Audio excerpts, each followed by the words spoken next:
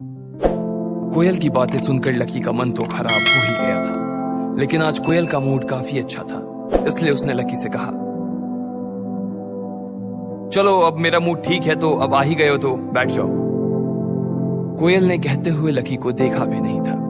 उसने बिना देखे ही उसे कहा और फिर से अपने दोस्तों के साथ बात करने में जुट गई। लकी वहीं का वहीं खड़ा रह गया था। वो कोयल की पीठ देख रहा था और उसकी उन बातों की वजह से अब उसके दिल में थोड़ा सा गुस्सा बढ़ने भी लगा था। इससे पहले कि वो कोयल से कुछ कहता, अमित उसके पास आया और लकी के कानों में बोला, अरे यार तू उसकी बात का बुरा मत मान यार, चल तेरा भाई आज खुश है, तू मेरे साथ बैठ जाना, चल आजा। अमित ने कहा और उसे उसका हाथ पकड़कर ले जाने लगा। लकी भी उसके पीछे चला गया और अमित के पास जाकर बैठ गया। फिर उसने गर्वित और प्रीतम की तरफ हाथ उठा दिया। उधर जैसे ही लकी वहां जाकर बैठा, कोयल ने फिर उसे घूर कर देखा, लेकिन इस बार लकी ने उसकी तरफ नहीं देखा था। उसने जानबूझकर कोयल से अपनी नजरों को दूर कर लिया था ताकि उसे जरा सा भी गुस्सा ना आ सके। कोयल ये वही लड़का है ना, और तेरी ट्रीट में इसका क्या काम है? कोयल की एक दोस्त ने लकी की ओर टेढ़ी नजरों से देखा और पूछा। बाकी के लोग जो लकी के बारे में नहीं जानते थे और उसके बारे में सिर्फ उसके कपड़े को देखकर अपने मन में राय बना रहे थे, वो भी कोयल को ऐसी ही सवालिया नजरों से देख रहे थे। जब कोयल ने देखा कि सारी नजरें उसकी ओर घूम गई थी, तो उसने लकी के बारे में बताना शुरू करते हुए कहा, ये भाई बहुत ही कमाल के इंसान है। इनसे बड़ा अजूबा ना आपको पूरी दिल्ली में कहीं भी देखने को नहीं मिलेगा। कल सुबह ये पैसे निकालने के लिए बैंक में गए। पता है कौन से bank? New city bank. New city bank का नाम सुनते ही उन सब लोगों के मुंह खुले के खुले रह गए थे। ऐसा नहीं था कि उन्होंने कभी इस बैंक का नाम नहीं सुना था। बात सिर्फ इतनी सी थी कि लकी का हुलिया देखकर कोई सपने में नहीं सोच सकता था कि ये आदमी न्यू सिटी बैंक भी जा सकता है। इससे पहले कि कोई कुछ कहता, कोयल ने अपनी बात पूरी करते हुए कहा, और वहां जाकर ये मैनेजर से कह रहे हैं कि मुझे पैसे निकालने हैं। मैनेजर ने इससे पूछा, आपका कार्ड कहाँ है? तो इन भाई साहब ने बोला कि मेरे पास तो कोई कार्ड ही नहीं है। कोयल का इतना कहना हुआ कि वहां बैठे कुछ लोगों के चेहरे पर हंसी आ गई। वो बार बार लकी को देखे जा रहे थे और हंस रहे थे, और बाकी के लोग जैसे अमित और रोशनी, इन लोगों को सच पता था, इसलिए वो लोग चुपचाप बैठे हुए थे। थोड़ी ही देर बाद वेटर ने ऑर्डर सर्व कर दिया था और इस दौरान लकी सिर्फ अमित, गर्वित और प्रीतम से ही बात कर रहा था। कोयल और उसके दोस्त की तरफ वो देख भी नहीं रहा था। प्लेट में एक पकौड़ा उठाते हुए कोयल ने जोर से कहा, और फिर पता है उसके बाद क्या हुआ?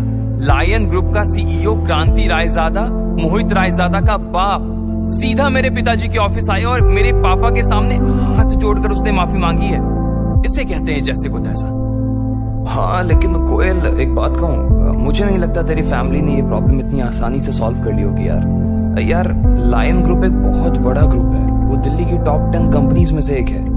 एक लड़की ने कहा, हाँ मुझे भी यही लगता है। क्रांति रायजादा कितना पावरफुल आदमी है, इसके बारे में पूरी दिल्ली जानती है। उसके तेवर किसी से भी छुपे नहीं है यार। एक बार अगर वो किसी की बैंड बजाने की सोच लेता है ना, तो फिर वो इतनी आसानी से सामने वाले को छोड़ता नहीं है। वो चाहे तो किसी भी कंपनी को गायब करवा दे, और तेरे पापा ने उसे इतनी आसानी से हरा दिया, ये मुझे कुछ हजम नहीं हो रहा यार। एक और लड़के ने कहा, हाँ हो सकता है कि इसमें किसी और का भी हाथ हो। एक और लड़के ने कहा। कोयल उन सब लोगों की बातें सुनकर चिढ़ गई थी। उसे लग रहा था कि सब लोग उसकी इस जीत को उस तरह से नहीं देख रहे थे, इसलिए उसने भी जोश जोश में कहा, हाँ तो तुम क्या मेरे पापा को कोई छोटा मोटा आदमी समझते हो? मेरे पापा के आगे ना क्रांति रायजादा जैसे 10 आदमी भी पानी भरते हैं। वो चाहे तो एक झटके में मोहित और उसके बाप को हमारी कंपनी के गेट पर गार्ड की नौकरी पर रख सकते हैं। मेरे पापा के आगे वो जीरो है। फिर भी तुम लोगों को विश्वास नहीं हो रहा ना कि ये उन्होंने किया या नहीं? तो चलो मैं तुम्हारे सामने उन्हीं से पूछ लेती हूँ। फिर कोयल ने अपने पर्स में से अपना फोन निकाला और उसके पिता का नंबर मिलाया। फिर उसने फोन का स्पीकर भी चालू कर दिया ताकि जो भी बात कर रही थी उसे उसके बाकी दोस्त भी सुन पाए। 4 घंटे जाने के बाद ही उसके पिता ने फोन उठाया, और फोन उठाते ही कोयल ने उनसे सीधा सवाल पूछ लिया, पापा आपने इस मैटर को सॉल्व करने के लिए बाहर से किसी की मदद ली थी क्या? ये कहते ही कोयल को एहसास हुआ कि वो जिन शब्दों का इस्तेमाल कर रही थी वो गलत थे। लकी उसे सस्पेंस में फंसा देखकर खुश हो रहा था। आज सुबह ही उसके पिताजी ने जब उसे फोन किया था तो फोन पर खूब खरी खोटी सुनाई थी। उन्होंने उसे कहा था कि उसे देखकर किसी भी आदमी से उलझना चाहिए, और साथ ही उन्होंने यह भी कहा था कि वो क्रांति रायजादा जैसे आदमी का कुछ नहीं बिगाड़ सकते थे। लेकिन अब कोयल अपने ही जोश के जाल में फंस चुकी थी। फिर भी उसे लगा कि हो सकता है कि उसके पिता को पहले ऐसी किसी आदमी के बारे में याद नहीं आया हो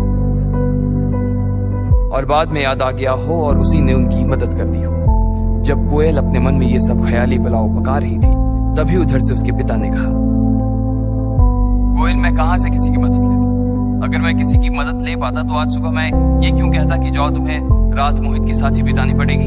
हाँ, मैंने माना कि गुस्से में मैंने वो सब कहा था, लेकिन फिर भी मेरे पास कोई रास्ता नहीं था, उसके पिता ने कहा।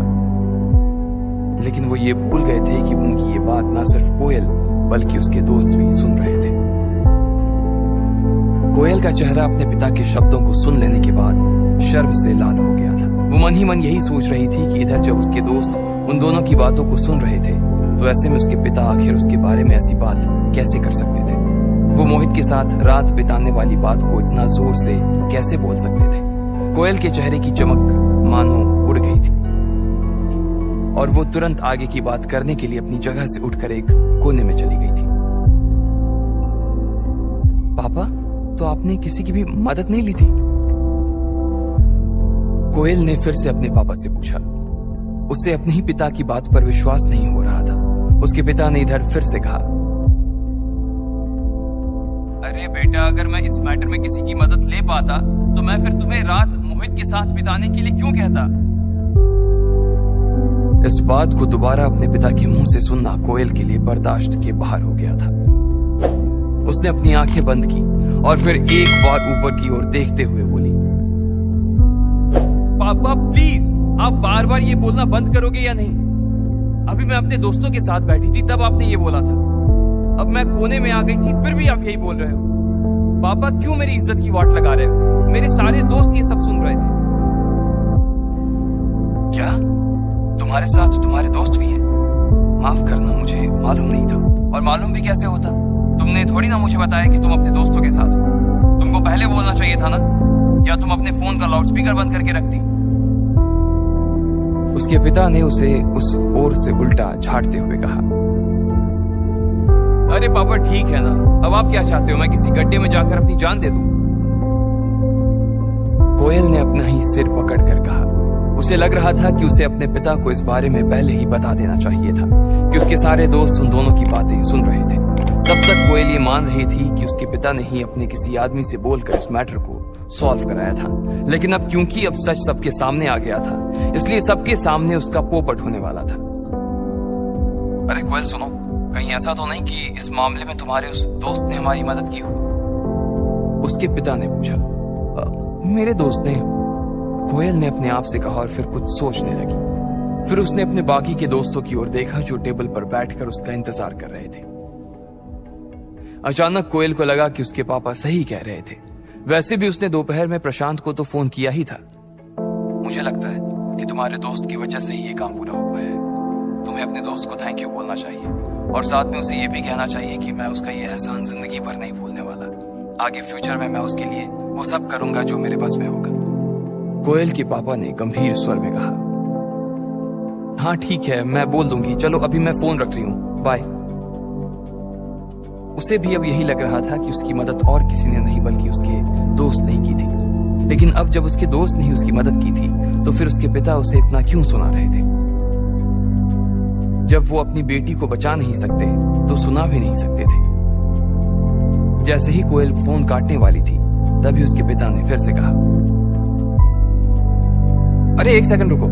मुझे तो लगता है जिस आदमी ने हमारी मदद की है उसका जुड़ाव ट्रेड यूनियन के अध्यक्ष चेतन मित्तल के साथ जरूर होगा। इस मसले को चेतन मित्तल के अलावा और कोई सॉल्व नहीं कर सकता, और जो आदमी चेतन मित्तल तक पहुंच सकता है वो कोई छोटा मोटा आदमी नहीं हो सकता। कोयल ने उनकी बातों का कोई जवाब नहीं दिया और फोन काट दिया। उसके दिमाग में अभी भी शक चल रहा था और उस शक के साथ वो टेबल की ओर बढ़ती जा रही थी। जब सब लोगों ने वो बात सुन ही ली थी तो सब लोग उस चीज के बारे में और भी जानने के लिए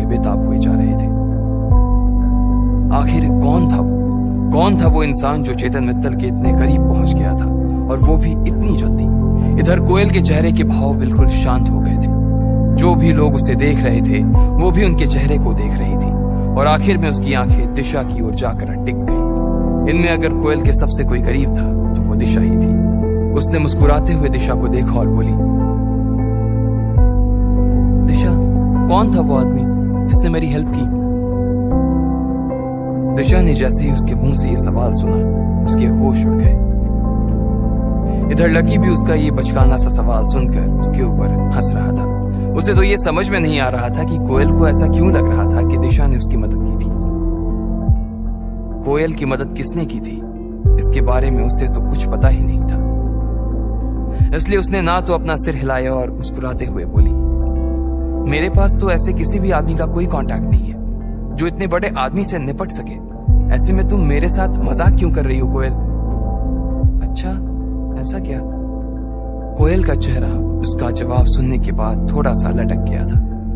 हाँ, मैं सच कह रही हूं, तुम्हारी कसम, दिशा ने उसे विश्वास दिलाते हुए कहा। अब उसने अपनी नजर दिशा से मोड़कर मानसी की ओर घुमा ली थी।